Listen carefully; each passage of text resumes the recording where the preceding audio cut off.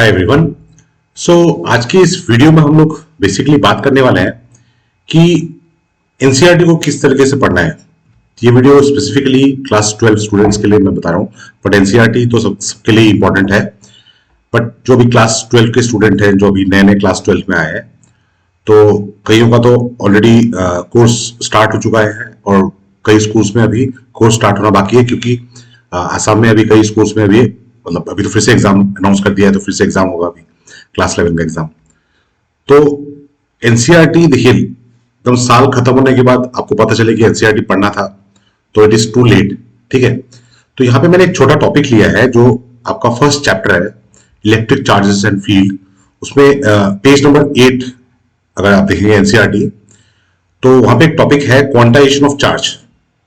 ठीक है, तो quantization of charge page number 8 और पेज नंबर 9 में है। ठीक है, थोड़ा एक पार्ट यहाँ, दिस इज पेज नंबर 10। ठीक है, तो ये चीज आपके एनसीईआरटी में दिया हुआ है। ठीक है, तो जहां तो ये सेशंस मतलब क्लास 12 सेशन स्टार्ट हो चुका है, तो आप लोग तो ये चीज पढ़ चुके होंगे, और जहां स्टार्ट नहीं हुआ है वो लोग पढ़ने वाले होंगे। ठीक है, बट ये जो क्वांटाइजेशन ऑफ चार्ज ये टॉपिक एनसीईआरटी में है, इसके बेसिस पे ये कुछ क्वेश्चंस हैं। ठीक है, questions on quantization of charge. तो यहां पे मैंने कुछ क्वेश्चंस लिखे हुए हैं जो मतलब एनसीईआरटी से ही है, बट जिन लोगों ने जिनका कोर्स स्टार्ट हो चुका है, आप लोग ये क्वेश्चन 8 क्वेश्चन देखिए और आपको क्या लगता है कि इनमें से कितने क्वेश्चन हैं जिसका आंसर आप दे सकते हैं। अगर आप सारे क्वेश्चन का आंसर दे सकते हैं तो वीडियो आपके किसी काम का नहीं है, वीडियो आप बंद कर सकते हैं। ठीक है, बट अगर आपको इन क्वेश्चंस के आंसर किसी भी क्वेश्चंस में अगर डाउट है तो आप वीडियो कंप्लीट देखिए। जैसे पहला क्वेश्चन है, what do you mean by quantization of charge. ठीक है, what do you mean by quantization of charge. ठीक है, फिर हो गया proof quantization of charge. Quantization of charge can not be ignored at dash level. तो इस बार तो जो 2022 का जो Assam high secondary education council AHSCC का जो पेपर था, उसमें फिल इन द ब्लैंक्स के भी क्वेश्चंस आए हैं। ठीक है, तो मतलब अभी हमको प्रिपेयर रहना है हर तरह के क्वेश्चंस के लिए।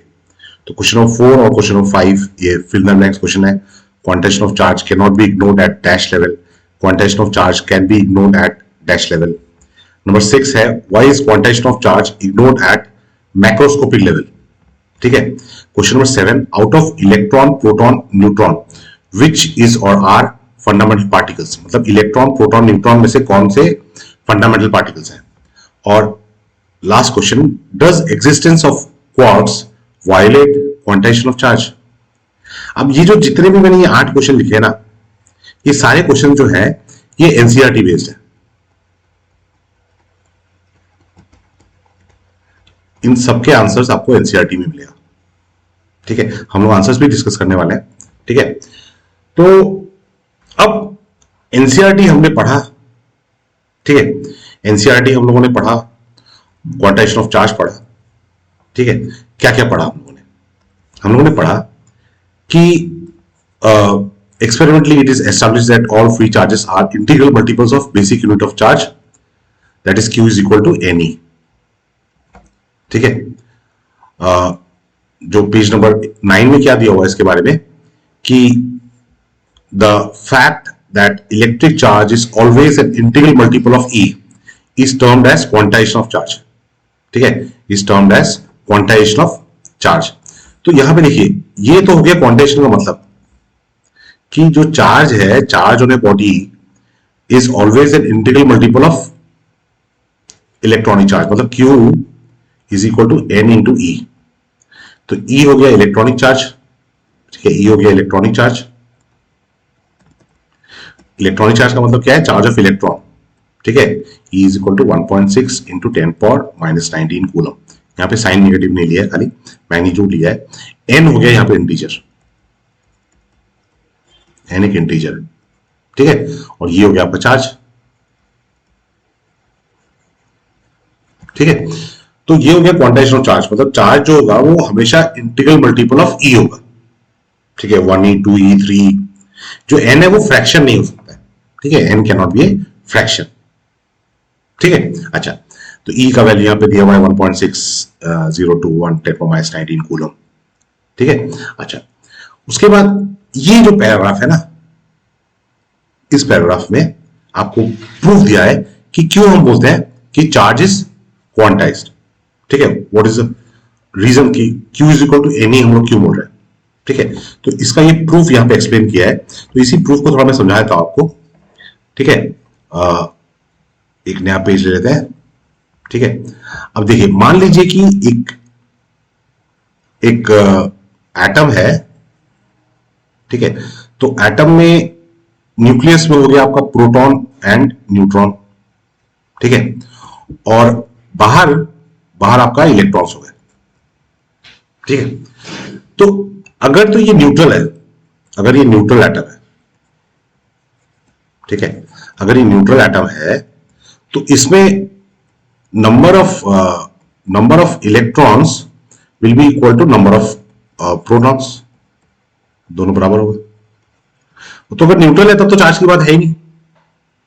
ठीक है, तो अगर चार्ज है, अगर चार्ज एटम है, तो क्या पॉसिबिलिटी है कि मान लीजिए प्रोटॉन्स जो है ना वो N1 है। ठीक है, N1 प्रोटॉन्स है और N2 इलेक्ट्रॉन्स हो गए।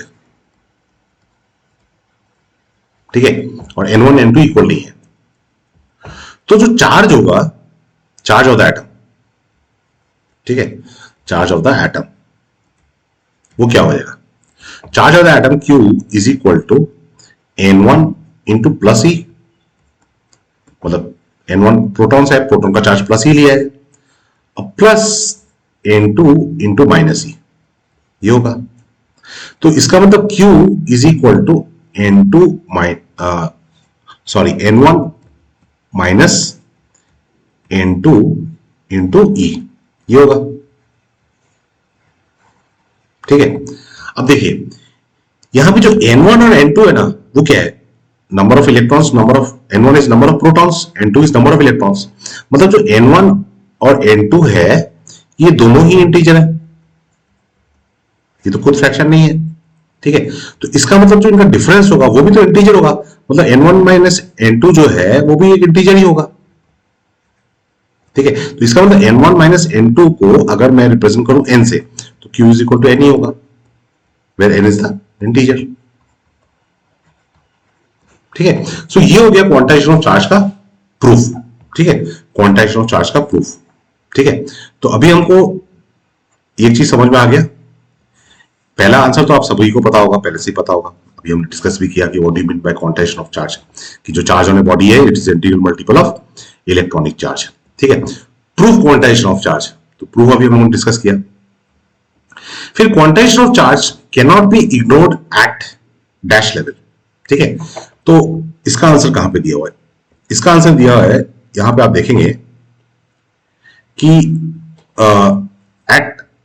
at microscopic level where charges involved are of the order of few tens or hundreds electrons, ठीक है, they can be counted, they appear in discrete lumps and quantization of charge cannot be ignored। मतलब quantization of charge जो है it is not ignored at microscopic level, at microscopic level।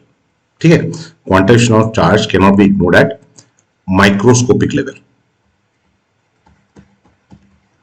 ठीक है, in fact आपको ये भी पूछ सकते हैं कि Q इक्वल टू N किस कंडीशन में वैलिड है, it is valid under microscopic level, microscopic level जहां पे चार्जेस कम, ठीक है, 50 इलेक्ट्रॉन 100 इलेक्ट्रॉन ऐसे। ठीक है, तो अगर ये quantization of charge can not be ignored at microscopic level, तो quantization of charge can be ignored, उसका उल्टा कहां पे इग्नोर करेंगे, माइक्रोस्कोपिक लेवल में, है कि नहीं, माइक्रोस्कोपिक लेवल में इग्नोर करेंगे। ये चीज कहां पे लिखा हुआ है, ये भी आपके एनसीईआरटी में है। ठीक है, eight macroscopic level one deals with charges that are enormous compared to magnitude of charge of electron। ठीक है, at this scale the fact charge can be increased or decreased only in units of E is not very different from saying that charge can take continuous values। Thus at macroscopic level quantization of charge has no practical consequence, and can be ignored. ठीक है, इसका मतलब क्या है?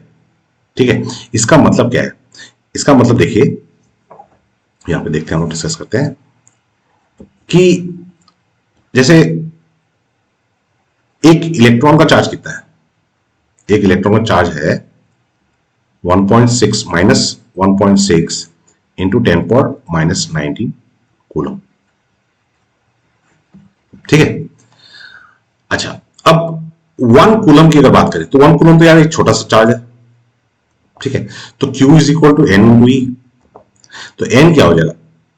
N will be equal to 1 coulomb divide by 1.6 into 10 power minus 19। ठीक है ना?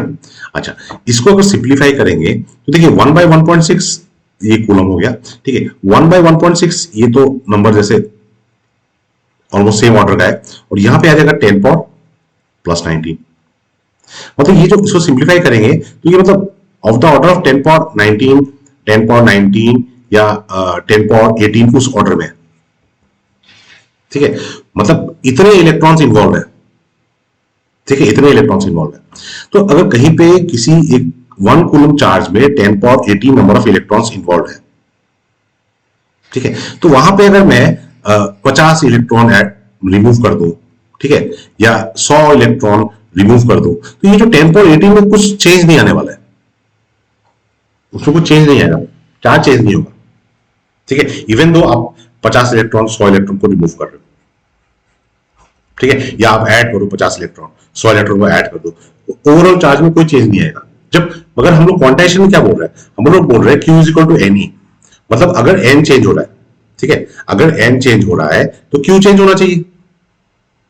If there is change, मतलब Q इक्वल टू, अगर तुम n equal to n into e लिख रहे हो, तो एन अगर चेंज हो रहा है तो ऑब्वियसली Q चेंज होना चाहिए। बट मैक्रोस्कोपिक लेवल पे, मैक्रोस्कोपिक मतलब बड़े लेवल पे, बड़े स्केल पे, जहां पे अब, जहां पे हम लोग 1 कूलम, छोटा 1 कूलम तो एक क्या छोटा चार्ज है, अब उसमें आपको 10 पावर 18 के आसपास इलेक्ट्रॉन मिल रहे हैं, ठीक है, इन्वॉल्व हो रहे हैं। ठीक है, तो वहां पे अब ये जो एन को चेंज करने पे क्यों चेंज नहीं हो रहा है? तो अगर एन को चेंज करने पे क्यों चेंज नहीं हो रहा है, मतलब क्वांटाइजेशन यहां पे एप्लीकेबल ही नहीं है। ठीक है, तो इसलिए हम लोग बोलते हैं quantization of charge is not applicable at macroscopic level. ठीक है, अच्छा, उसके बाद हमको क्या पूछा है यहां पे? Out of electron, proton, neutron, which is और आर फंडामेंटल पार्टिकल्स। ठीक है, तो इसका आंसर कहां पे एनसीईआरटी में? इसका आंसर अगर हम देखें तो हमको थोड़ा एक्सरसाइज की तरफ जाना पड़ेगा। ठीक है, नीचे नीचे नीचे नीचे नीचे गए, नीचे गए और नीचे गए, आओ आओ, और ज्यादा चले गए, एक सेकंड है।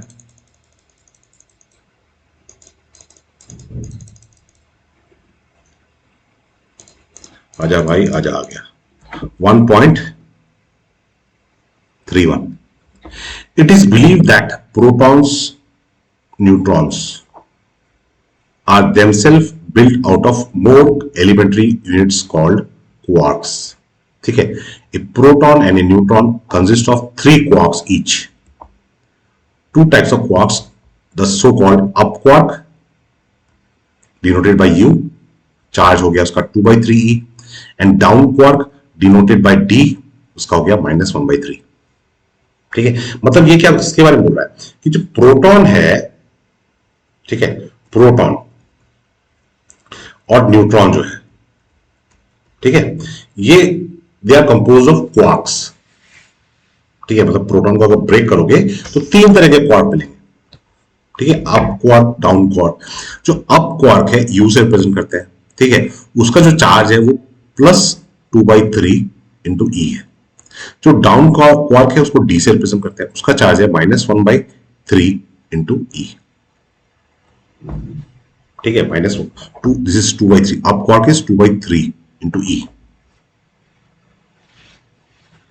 ठीक है, अच्छा, अब तो ये जो प्रोटॉन न्यूट्रॉन है ये आपका अप क्वार्क और डाउन क्वार्क से मिलकर बना है। ठीक है, अप क्वार्क और डाउन क्वार्क। ठीक है, तो प्रोटॉन में कितना है? प्रोटॉन में अगर मैं बोलूं अप, अप एंड डाउन, मतलब 2 अप और एक डाउन, मतलब क्या हो गया 2/3 प्लस 2/3 माइनस 1/3। ठीक है, तो इंटू ई है, सब में ई है। ठीक है, इसको मैं यहां पे फिर से एक बार लिख देता हूं। अब क्वार्क क्या था, अब क्वार्क जो है वो हो गया आपका 2/3 ई। ठीक है, और एक अब क्वार्क 2/3 ई और डाउन क्वार्क मतलब -1/3 ई। ठीक है, इन तीनों को अगर ऐड करोगे तो कितना आएगा, this is equal to e plus e. ठीक है ना, तो वो प्रोटॉन हो गया, प्रोटॉन का चार्ज प्लस ई होता है। न्यूट्रॉन जो है, ठीक है, न्यूट्रॉन उसका चार्ज 0 होता है। ठीक है, तो वो 2/3 मतलब -1/3 ई -1/3 ई, ये 0 होगा। मतलब क्या हो गया, इसमें अप 1 है और डाउन 2 है, यूडीडी। ठीक है, प्रोटॉन में हो गया अप अप डाउन। तो ये तीन तरह के क्वार्क से प्रोटॉन और न्यूट्रॉन बना है। इलेक्ट्रॉन के बारे में कुछ नहीं बोला, electron is fundamental particle, electron को तोड़ने से कुछ और नहीं बनता है। ठीक है, तो इसका मतलब ये जो क्वेश्चन है कि out of electron proton neutron which are fundamental particles, तो electron is a fundamental particle, क्योंकि प्रोटॉन और न्यूट्रॉन उनका तो कंपोजिशन क्वार्क है। ठीक है, अच्छा, फिर आ गया does existence of quark violate quantization of charge. क्योंकि यहां पे जो चार्ज हम लोग बोल रहे हैं अप क्वार्क डाउन क्वार्क, तो वहां पे हम लोग बोल रहे हैं चार्ज ऑफ 2/3 इंटू ई। ठीक है, अप क्वार्क के लिए, और डाउन क्वार्क के लिए बोल रहे हैं हम लोग -1/3 इंटू ई। तो ये तो फ्रैक्शन हो गया ना। ठीक है, तो क्या क्वांटाइजेशन ऑफ चार्ज यहां पे फॉलो नहीं हो रहा है? अगर पहली चीज है, देखिए क्वार्क जो है ना वो एक स्टेबल चीज नहीं है। ठीक है, जो चार्ज होगा वो इन टर्म्स ऑफ इलेक्ट्रॉन्स के लिए ही होगा। ठीक है, चार्ज हम लोग बोलते हैं कि जो चार्ज है वो it is due to excess of electrons और डेफिशिएंसी ऑफ इलेक्ट्रॉन्स। ठीक है, बट अगर हम लोग, तो इसका मतलब जो क्वार्क का तो एग्जिस्टेंस वैसे है नहीं, क्वार्क इंडिपेंडेंटली एग्जिस्ट करता नहीं। ठीक है, बट अगर हम लोग मान ले कि मतलब क्वार्क है, क्वार्क भी इंडिपेंडेंटली एग्जिस्ट करता है, मान ले फॉर टाइम में, तो उस केस में भी हम लोग बोलेंगे कि क्वांटाइजेशन फॉलो हो रहा है। क्यों? मगर तब वहां पे जो n मतलब n इंटू ई लिख रहे हैं ना, वो ई की जगह पे हो जाएगा e/3। ठीक है, q इज इक्वल टू हो जाएगा n इंटू e/3। तो अभी जो हम लोग ले रहे हैं q is equal to n into e, ये चार्ज ऑफ इलेक्ट्रॉन ले रहे हैं। ठीक है, तब हम लोग e/3 लेंगे। क्यों e/3 लेंगे? क्योंकि जो क्वार्क का चार्ज है वो 1/3 का मल्टीपल है ना, 2/3e -1/3e। तो उस केस में भी हम लोग बोलेंगे कि क्वांटाइजेशन फॉलो हो रहा है, क्योंकि n तो इंटीजर ही है। ठीक है, तो does existence of quark violate quantization of charge? ठीक है, इसका आंसर नो है। फर्स्ट रीजन आपको बता रहे हैं कि क्वार्क इंडिपेंडेंटली एग्जिस्ट नहीं करता है। ठीक है, चार्ज तो इलेक्ट्रॉन के वैसे ही होगा, but even then if you believe in the existence of quark, मतलब क्वार्क सही में एग्जिस्ट कर रहा है और वो स्टेबल है। ठीक है, so in that case also quantization will be followed, because in that case we will express charge on the body as n times e/3, n times e/3। ठीक है, सो ये कुछ क्वेश्चन है। तो ये मतलब मैंने बोला कि इतने पॉसिबल क्वेश्चंस हैं मतलब from the topic of quantization of charge. ठीक है, बट मैं आपको ये चीज हाईलाइट कराने की कोशिश कर रहा हूं कि मतलब एनसीईआरटी को आपको मतलब इन डेप्थ पढ़ना है। ठीक है, इन डेप्थ पढ़ना है, और एनसीईआरटी को इन डेप्थ पढ़ेंगे तो आपको देखिए दो फायदे होंगे। एक तो आपको बोर्ड एग्जाम में भी कोई टेंशन का बात नहीं है, बोर्ड एग्जाम में एकदम मतलब गारंटेड आपके अच्छे मार्क्स आएंगे। दूसरा, आपको नीट और जेई मेन में मतलब 100% हेल्प मिलने वाला है। ठीक है, JEE Main and NEET, JEE Advanced के लिए नहीं बोलूंगा, बट नीट और जेई मेन में आपको गारंटेड हेल्प मिलने वाला है। तो इस हिसाब से आपको एनसीईआरटी को पढ़ना है। ठीक है, होप ये वीडियो शायद थोड़ा लंबा हो गया बट आपके लिए बेनिफिशियल हो। ठीक है।